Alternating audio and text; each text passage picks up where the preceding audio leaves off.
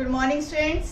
आज हम relations and functions की मिसलेनियस एक्सरसाइज डिस्कस करने जा रहे हैं। हमने अपने लास्ट टॉपिक्स के अंदर कार्टेशियन प्रोडक्ट, रिलेशंस और फंक्शंस के बारे में पढ़ा, तो इन्हीं टॉपिक्स के ऊपर हमने मिसलेनियस एक्सरसाइज सॉल्व करने जा रहे हैं। तो देखते हैं मिसलेनियस एक्सरसाइज में क्या है।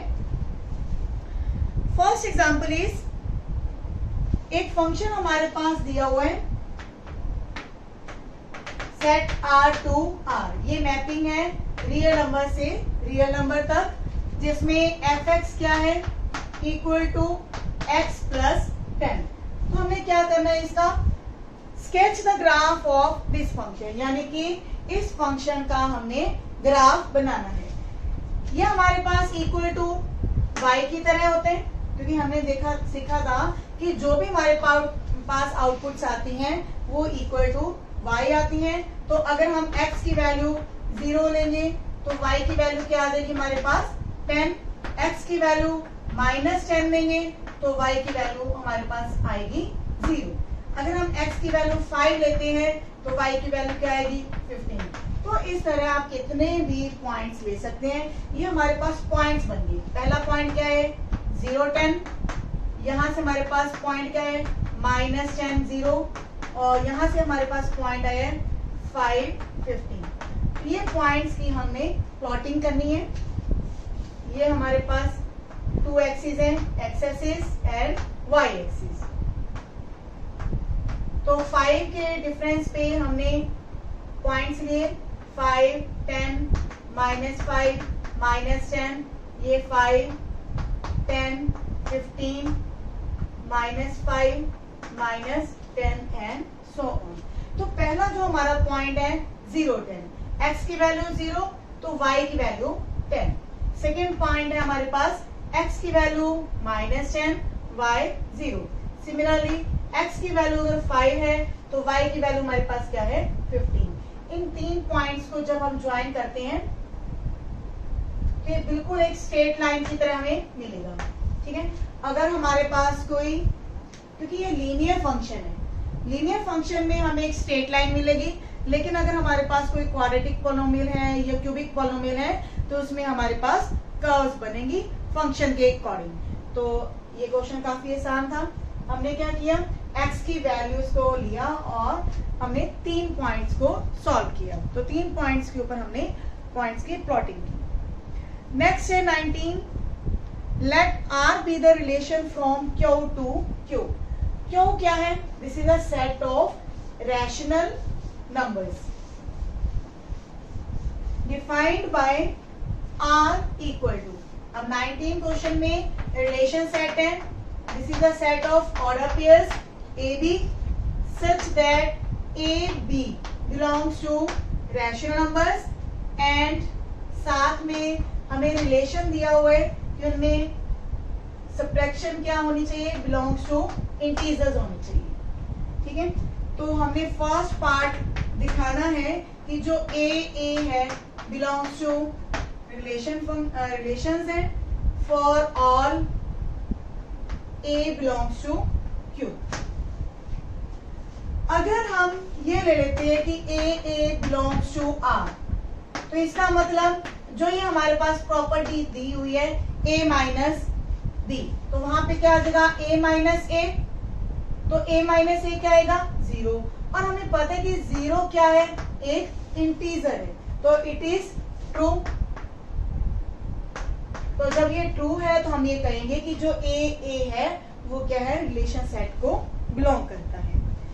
सेकेंड पार्ट है AB belongs to R implies BA belongs to R। तो हमने ये सिमेट्रिक जो प्रॉपर्टी है वो प्रूव करनी है कि अगर AB का ऑर्डर पेयर रिलेशन सेट में है तो BA ऑर्डर पेयर भी रिलेशन सेट के अंदर जरूर होगा। तो हम इसी को लेकर चलेंगे, let AB belongs to R। तो सेम यही चीज हमारे पास आ जाएगी कि जो A माइनस B है वो इंटीजर होगा। जब हमारे पास A माइनस B एक इंटीजर है, जैसे कि 3 है, 3 अगर इंटीजर है तो -3 भी इंटीजर होता है, या फिर अगर -3 इंटीजर है तो उसका -3 वो भी इंटीजर होगा। यानी कि इस नंबर को अगर हम माइनस से मल्टीप्लाई कर देते हैं तो वो भी एक इंटीजर होगा। तो यहां से हमारे पास क्या आ जाएगा, b minus a belongs to integer. तो इस प्रॉपर्टी के अकॉर्डिंग जो पहला प्लेस है a, वो ऑर्डर पेयर में पहली प्लेस बन जाएगी। तो इसी के अकॉर्डिंग यहाँ पे हमारे पास आ जाएगा ba belongs to relation set R। तो इस तरह आपने देखा इस मीटिंग प्रॉपर्टी यहाँ पे सेटिस्फाई हो रही है कि अगर ए बी का ऑर्डर पेयर रिलेशन सेट में है तो हमारे पास बी ए ऑर्डर पेयर भी रिलेशन सेट के अंदर जरूर होगा। थर्ड है ट्रांजिटिव प्रॉपर्टी, मीन्स अगर ए बी का ऑर्डर पेयर रिलेशन सेट में है, बी सी का ऑर्डर पेयर रिलेशन सेट में है, तो हमें ये प्रूव करना है कि A C belongs to R. Third part है AB belongs to R, BC belongs to R, then we have to prove AC belongs to R। तो यहाँ हम लेंगे कि अगर AB belongs to R है तो हमारे पास दोनों की जो सब्ट्रैक्शन है वो क्या होगी, एक integer, and BC belongs to R है तो यहाँ से भी हम कहेंगे कि B minus C belongs to integer value. अब हम देखते हैं कि जब दो हमारे पास इंटीजर्स हैं तो उनकी एडिशन या सब्ट्रैक्शन भी क्या होगी, एक इंटीजर वैल्यू। जैसे कि अगर मैं 3 में -4 को ऐड करती हूँ तो वो आंसर क्या आता है, -1। तो -1 भी क्या होगा, एक इंटीजर होगा। और अगर मेरे पास है -2 + 0 तो वो भी ऐसे आएगा।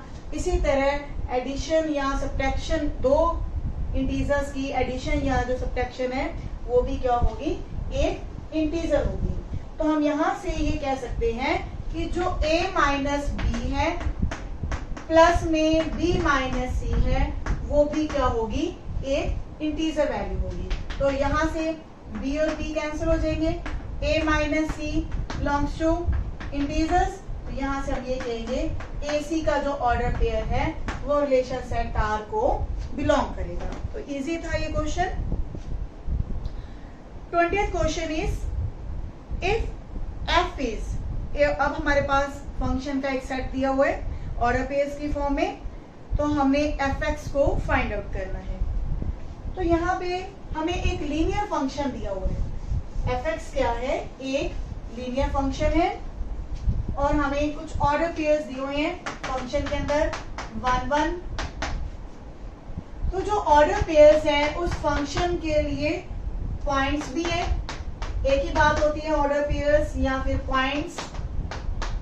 और जब लीनियर फंक्शन है तो हम fx को एज्यूम कर सकते हैं let fx is equal to ax plus b। तो हम पहला पॉइंट जो है इसके अंदर फिलअप करेंगे तो इसको सेटिस्फाई करेगा। तो x की वैल्यू 1, सॉरी यहाँ पे हम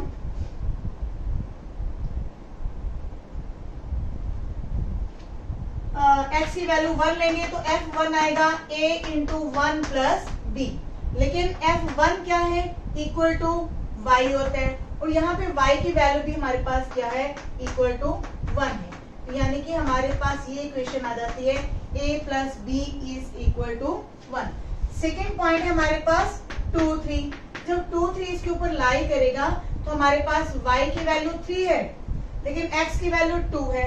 तो x की वैल्यू जब 2 रिप्लेस करेंगे यहाँ पे आएगा 2a प्लस b। क्लियर है।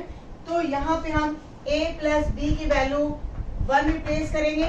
आप स्प्लिट कर सकते हैं इसको या फिर इन दोनों इक्वेशन को सब्ट्रैक्ट करके भी सॉल्व कर सकते हैं। तो ये वैल्यू 1 है तो यहाँ से a की वैल्यू आ जाएगी 2। जब a की वैल्यू 2 है तो आप किसी भी इक्वेशन में आप डाल देंगे तो b की वैल्यू आ जाएगी -1। तो जब a और b की वैल्यू सॉल्व हो चुकी है तो फंक्शन हमारे पास क्या होगा, that will be 2x minus 1। तो ये हमारा वो फंक्शन है जिसको हमने कैलकुलेट करना था। तो रिपीट कर रहे हैं इस क्वेश्चन को हम। fx क्या है, हमारे पास एक लीनियर फंक्शन है, इसको हमने क्या मान लिया, ax plus b, where a and b belongs to real numbers. कोई भी रियल वैल्यूज हो सकती है लेकिन फंक्शन क्या है, x वैल्यू के ऊपर काम कर रहे हैं। तो पहला ऑर्डर पेयर फंक्शन को बिलोंग कर रहे हैं, तो हमारे पास y क्या आएगा इक्वल टू f1 और f1 की वैल्यू क्या आ जाएगी a प्लस बी और f1 की वैल्यू क्या है इक्वल टू 1, ये हमारी y वैल्यू है। तो इस तरह से हमारे पास एक इक्वेशन आई, दूसरे पॉइंट से हमारे पास दूसरी इक्वेशन आ जाएगी। दोनों इक्वेशंस को जब हमने सॉल्व किया तो a और b की वैल्यूज कैलकुलेट होगी। Now 21st question is find the domain of the function. अब जो हमारा फंक्शन है वो एक रैशनल फॉर्म में है, मींस न्यूमरेटर और डिनोमिनेटर में हमारे पास दो फंक्शन है। fx is equal to x square plus 3x plus 5, division में है x square minus 5x plus 4। तो हमारी कंडीशन ये है कि जो डिनोमिनेटर है that should not be equal to 0। Just यही कंडीशन है क्योंकि हमारे पास एक पॉलिनोमियल है ऊपर भी और नीचे भी। तो ये हमारा जो डोमेन होगा वो सेट ऑफ रियल नंबर्स होगा, लेकिन उसमें से हमने वो वैल्यूज को एक्सक्लूड करना है जब डिनोमिनेटर क्या होगा इक्वल टू 0। तो ये वैल्यूज को हम कैलकुलेट करेंगे। तो इसके हम फैक्टर्स बना सकते हैं x माइनस 4 x माइनस 1। तो हर ऑर्डर पेयर को जब हम इक्वल टू 0 करेंगे तो x की वैल्यूज आ जाती हैं 1 एंड 4। तो x क्या नहीं होना चाहिए 1 एंड 4 नहीं होना चाहिए। तो डोमेन ऑफ द फंक्शन क्या होगा, this will be the set of real numbers minus. Minus का मतलब है कि ये दो वैल्यूज को हमने रियल नंबर्स में से एक्सक्लूड किया यानी कि नहीं लिया। तो बाकी जो हमारा सेट होगा वो क्या है set domain set.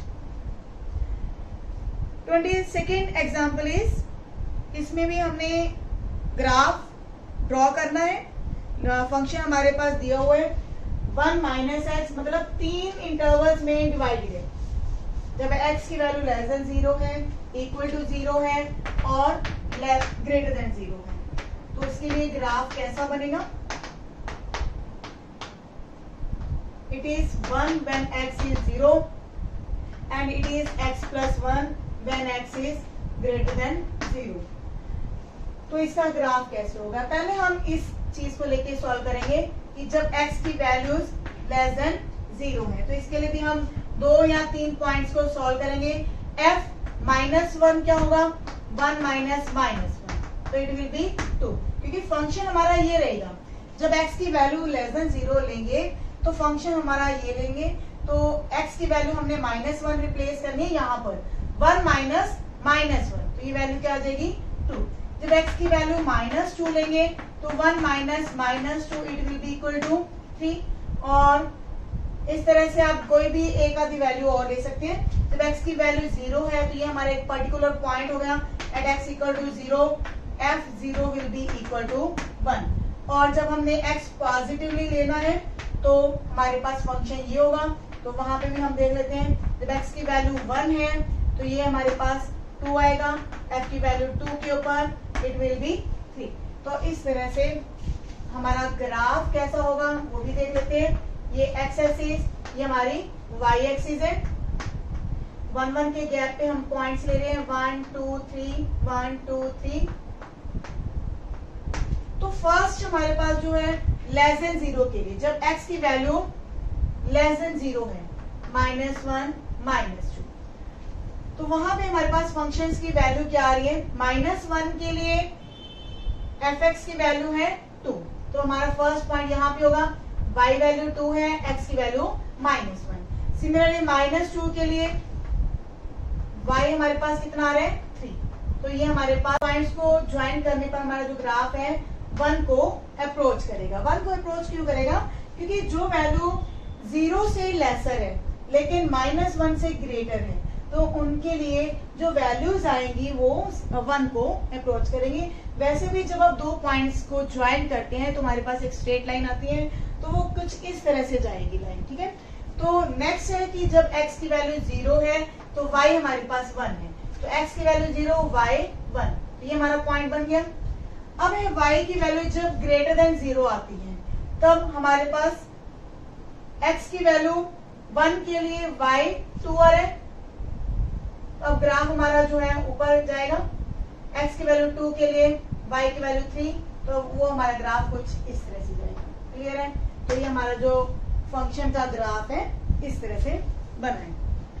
Now the miscellaneous exercise. First question is show that f is function and g is not a function. तो यहाँ पे हमारे पास दो फंक्शन दिए हुए हैं fx एंड gx। तो हमें ये देखना है कि इन दोनों में से जो f है वो फंक्शन है लेकिन g जो है वो फंक्शन नहीं है। तो हम ये ऑलरेडी डिस्कस कर चुके हैं कौन से रिलेशंस फंक्शन नहीं होते। तो उसके लिए हम क्या एरो डायग्राम बनाएंगे। एरो डायग्राम से इजी है क्वेश्चन को सॉल्व करना। तो फर्स्ट हम fx को सॉल्व करने जा रहे हैं। fx के लिए हमने दो सेट बनाए, एक डोमेन दूसरा कोडोमेन। तो पहला इंटरवल है हमारे पास 0 to 3। हम पर्टिकुलर पॉइंट्स ले रहे हैं 0 1 2 3। 0 के ऊपर fx की वैल्यू क्या आएगी 0, यानी कि 0 की अटैचमेंट 0 के साथ है। जब हम 1 का स्केयर लेंगे तो वो 1 से अटैच होगा, 2 का स्केयर 4 से अटैच होगा, 3 का स्केयर 9 के साथ। क्लियर है? अब हम चलते हैं 3 to 10।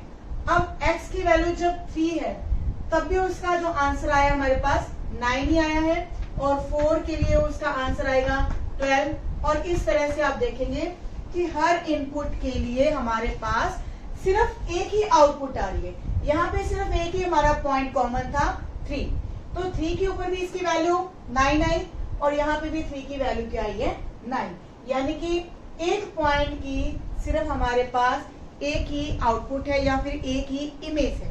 तो जब एक पॉइंट की सिर्फ एक ही इमेज होगी तो वो हमारे पास फंक्शन होगा। सेकेंड है gx। अब हम gx को चेक करते हैं कि क्या वो फंक्शन है या नहीं। gx is equal to x square when x lies between 0 to 2, और ये 3x है when x lies between 2 to 10। In quality का हमें ध्यान रखना है। यहाँ पे x की वैल्यू 2 भी हो सकती है, यहाँ पे भी x की वैल्यू 2 पॉसिबल है। ये एक बाउंड्री पॉइंट ऐसा है जो कॉमन है दोनों फंक्शंस में। तो इन्हीं के ऊपर जो है इनपुट आउटपुट हमारी डिपेंड करती है। इस इंटरवल में जब x की वैल्यू 0 है तो 0 का स्केयर 0 होगा, 1 का स्केयर 1, 2 का स्केयर 4। क्लियर है?